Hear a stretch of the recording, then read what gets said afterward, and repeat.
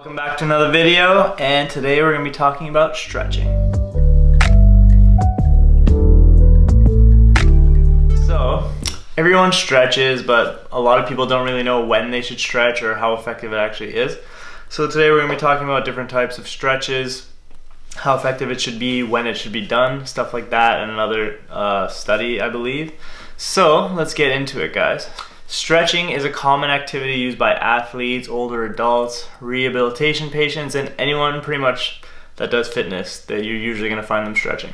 Benefits of stretching are actually known. There's still controversy remaining about the best type of stretching for a particular goal or outcome.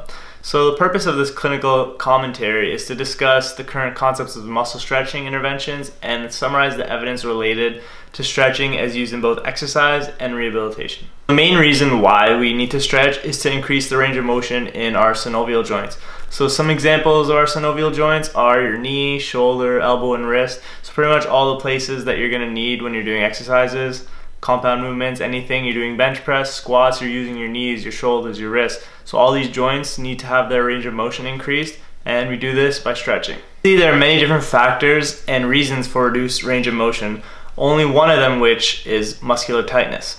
So muscle tightness results from an increase in tension from active or passive mechanisms, so stuff we do throughout the day.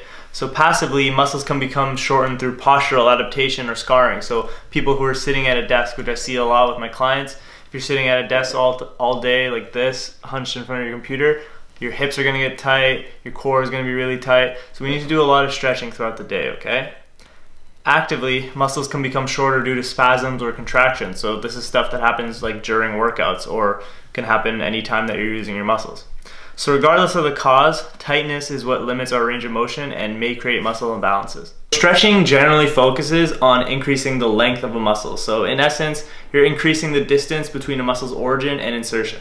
So in terms of stretching, muscle tension is usually inversely related to length. So decreased muscular tension is related to increased muscle length, while increased muscular tension is related to decreased muscular length. Muscle stretching techniques are frequently described in stretching literature. There's static, dynamic, and pre-contraction stretches. Graph talking about the three different types of stretches. Static stretching is effective at increasing range of motion. The greatest change in range of motion with a static stretch occurs between 15 and 30 seconds. So most authors suggest that 10 to 30 seconds is sufficient for increasing flexibility. In addition, no crease in muscle elongation occurs after 2 to 4 reps. So you can stretch, do a couple sets of them for 10 to 15 seconds, but after you keep doing it for a while, the benefits that you're going to see are going to start to go down. Fortunately, however, static stretching as part of a warm-up immediately prior to exercise has been shown detrimental to your muscular strength and performance in running and jumping. Also, in any sort of like powerlifting or anything like that, if you stretch beforehand, you're going to see less strength results as opposed to you're stretching afterwards after your workout. So, the loss of strength resulting from acute static stretching has been termed stretch-induced strength loss. The specific causes for this type of stretch-induced strength loss is not clear. So some suggest neural factors, others suggest mechanical factors. Furthermore, the strength loss may be related to the length of the muscle at the time of testing or the duration of stretch. Interestingly, a maximal contraction of the muscle being stretched before static stretching may decrease stretch-induced strength loss. Several authors have compared static and dynamic stretching on range of motion, strength, and performance. So both static and dynamic stretching appear equally effective at improving your range of motion acutely over time with training. Static stretching, dynamic stretching is not associated with strength or performance deficits, and actually has been shown to improve sorry if I butcher this, dynanometer measured power, as well as jumping and running performance. So dynamic stretching is stuff you can do with bands. If you guys ever want me to do a video, I might do a video with examples of stretches, dynamic versus static stretches, so you guys know the difference.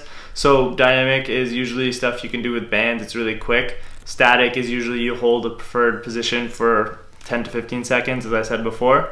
So if you don't have access to a band or prefer static stretches to dynamic ones, studies shown that if you include a warm-up to your workout, either before or after the stretch, the strength and performance losses that you normally see are kind of limited.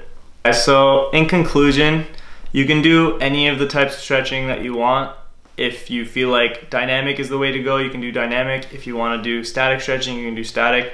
But if you want to minimize the amount of strength loss, if you're trying to do some sort of performance sport and you want to minimize the amount of strength loss or power loss that you're going to have, go with the dynamic route. If you still want to do static, then do a warm-up either before or after you do the stretch, because it's been proven to reduce the losses in strength and performance. So that's it for the video, guys. I'm gonna probably do a workout video in the next one, or maybe even include some stretches and show you guys what these stretches are from this video. So if you liked it, leave a comment, subscribe, and leave some questions in there if you guys want me to answer anything. Thanks for watching. I'll see you in the next one.